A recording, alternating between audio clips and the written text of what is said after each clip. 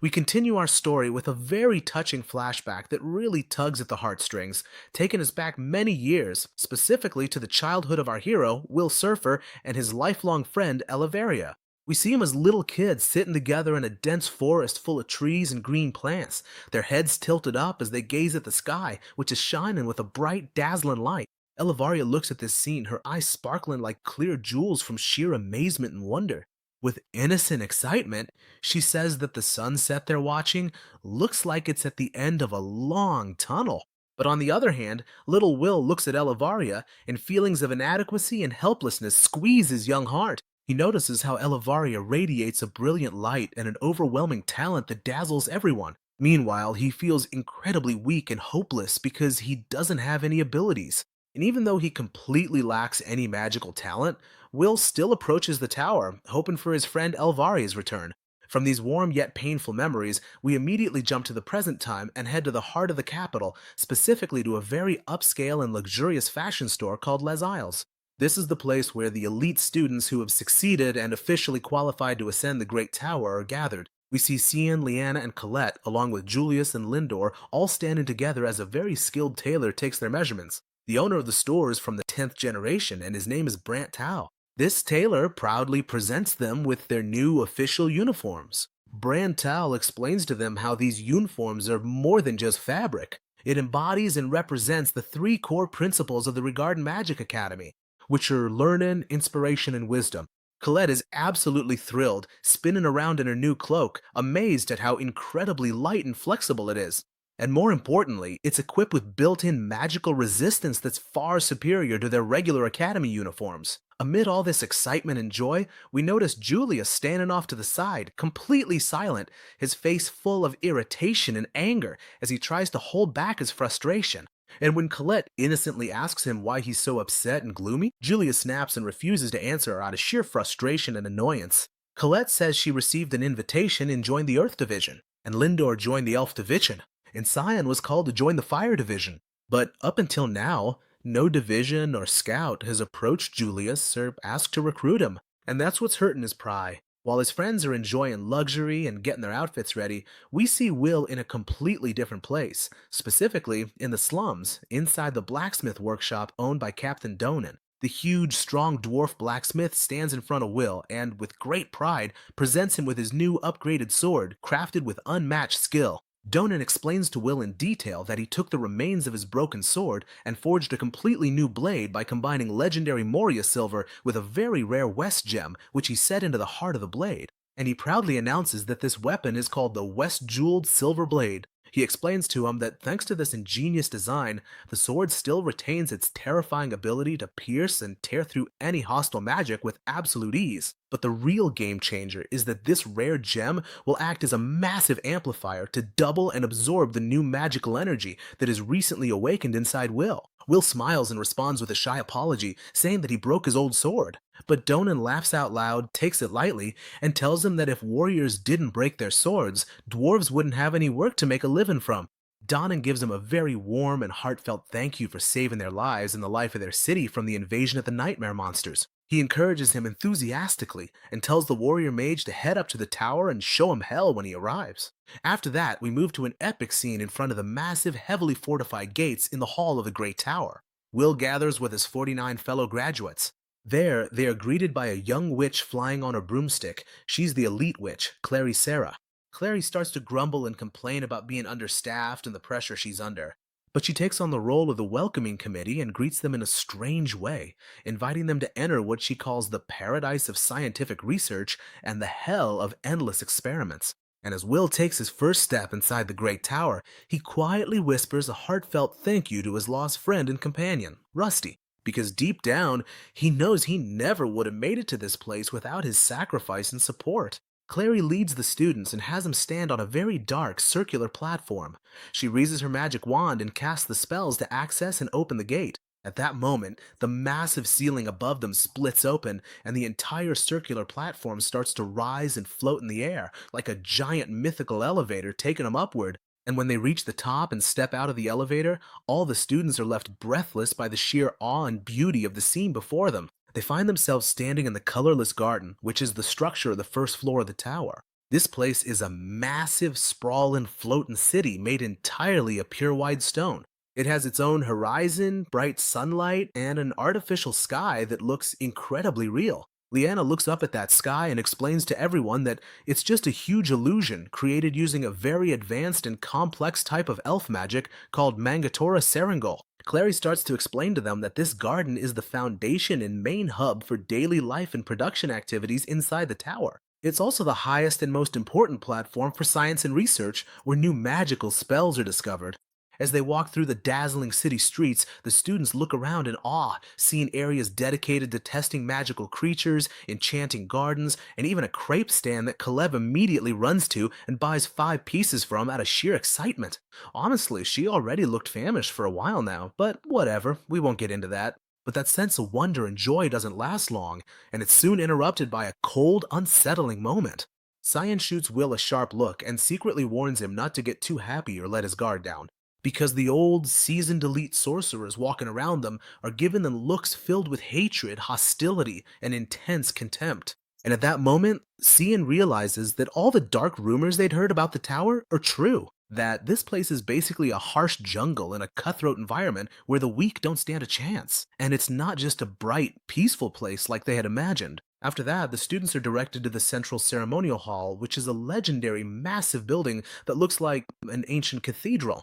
As soon as they enter, they're greeted by Croetus Harlan, the head of the High Academy, and the atmosphere inside the hall is extremely suffocating and oppressive. We see veteran mages from the factions of Earth, Wind, Darkness, and others flying in the air on magical platforms. They're all looking down at the new students as if they're nothing but weak prey. Suddenly, the absolute rulers of the magical world are revealed, and the great sorcerers appear at the highest point in the hall, full of majesty and pride.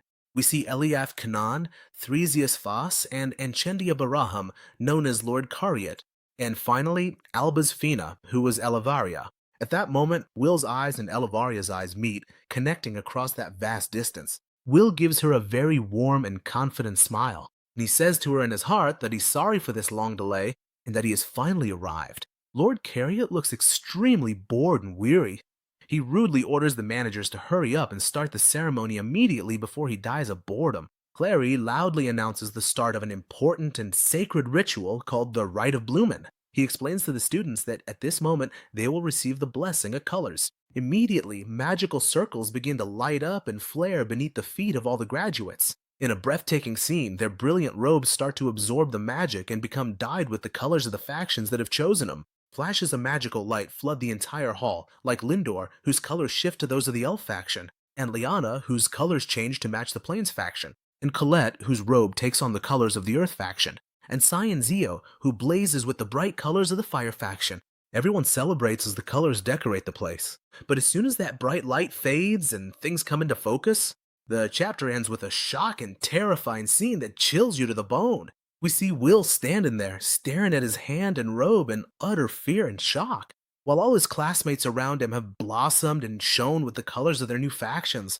Will's robe stays exactly as it is, completely white without any color or change. Will trembles in shock as he realizes the terrifying truth. He whispers in a broken voice that he didn't get any color, a harsh and painful confirmation that not a single faction of the Great Tower accepted or acknowledged him. And so the curtain falls on an ending filled with heartbreak and terrifying uncertainty from the highest point you can imagine, specifically inside the very private and secret room at the top of the Great Tower, a place that's supposed to be the height of dignity and tranquility, but it's actually the complete opposite. We see the great sorceress Elevaria Albasfina, known throughout the world as the cold and composed Ice Queen, in a state of childish breakdown and a hysterical tantrum that shatters all expectations.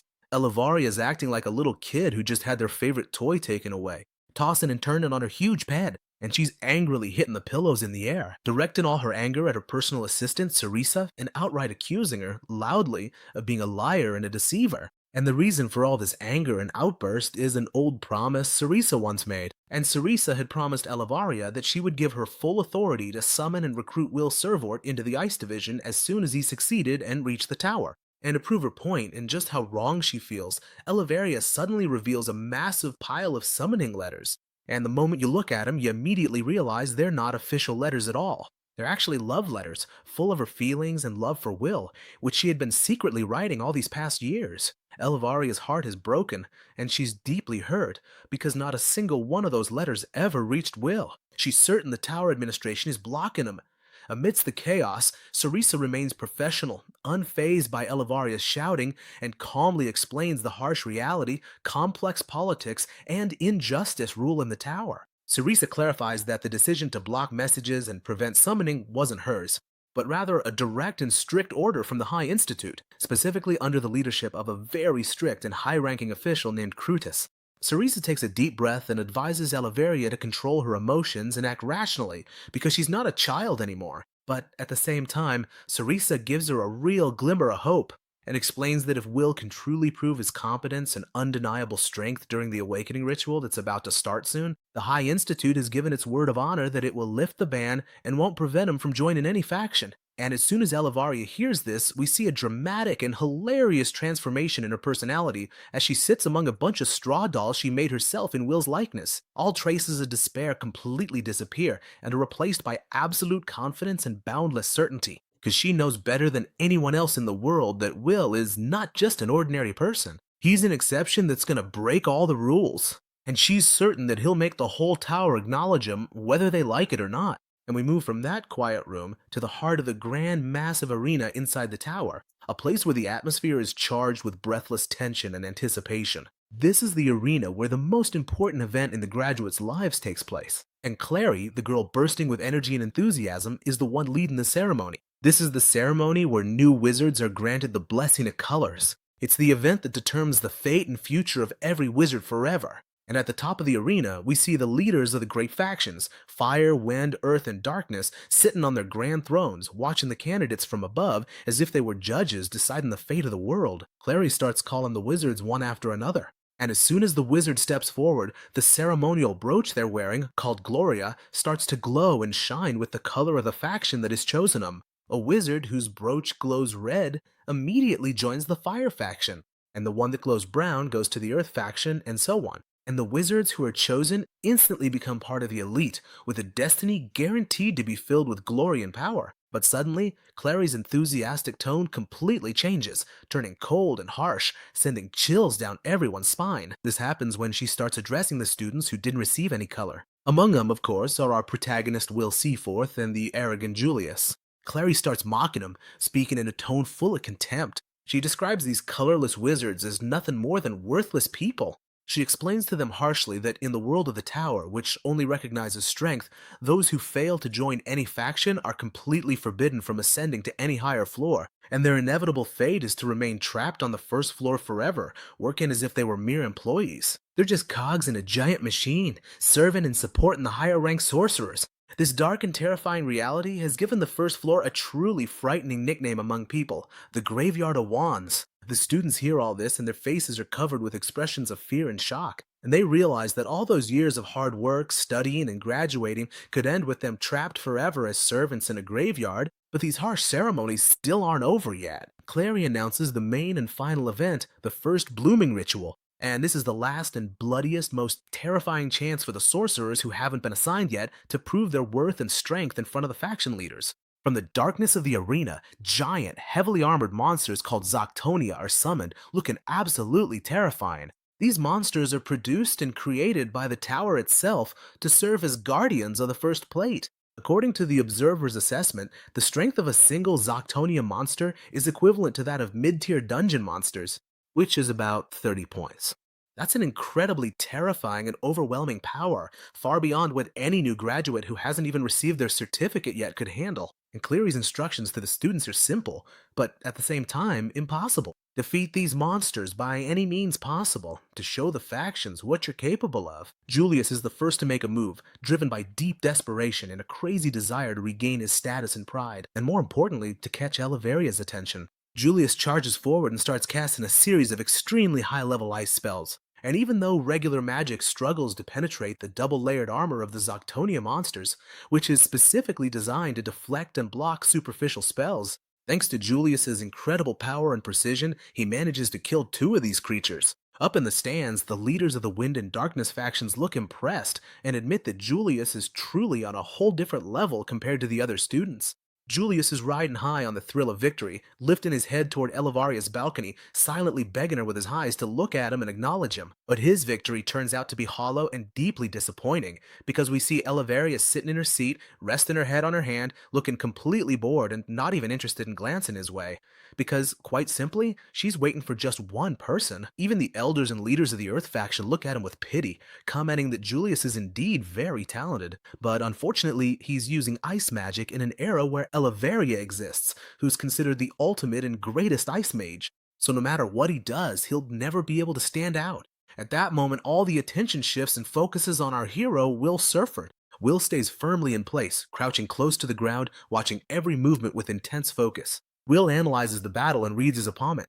He talks to his companion, the cat Kiki, and tells him to stay behind him and not get involved at all. At that moment, he remembers the sad and lonely look he once saw in Elevaria's eyes, and he makes a firm promise to himself that he'll reach her and stand by her on his own 2 feet, with his own strength, not by a miracle or anyone else's help. Suddenly, without any warning, Will bursts from his spot at an incredible speed.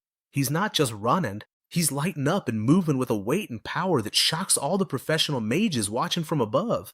Will leaps nimbly and rises above the massive armor of one of the monsters, using the great sword Donnan gave him, and delivers a devastating, crushing blow to the armored guardian.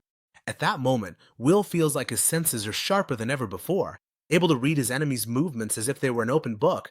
And he feels like the Gloria he's wearing is incredibly light, giving him great agility in his movements, making him move like a blinding white flash darting across the arena. The battle reaches its peak and climax as even more Zoctonia monsters surge in, flooding the arena, and Julius tries to take control of the situation with his ice magic. But the monsters don't give him a chance and keep attacking relentlessly. In a moment that proves Will's strategic genius, he decides to borrow and absorb the scattered magical energy released from Julius's spell as it starts to dissipate into the air. And this is the greatest secret behind Will's unique Weiss magic. The incredible ability to absorb, channel, and concentrate magical energy into a sword strike. Will charges his blade with energy, his eyes shining with intense focus, then leaps into the air and unleashes a powerful double technique. He starts with Glass Weiss, immediately followed by Glass Mill. That's it. I hope you enjoyed the video, and don't forget to subscribe to the channel and turn on the notification bell. Share your thoughts in the comments.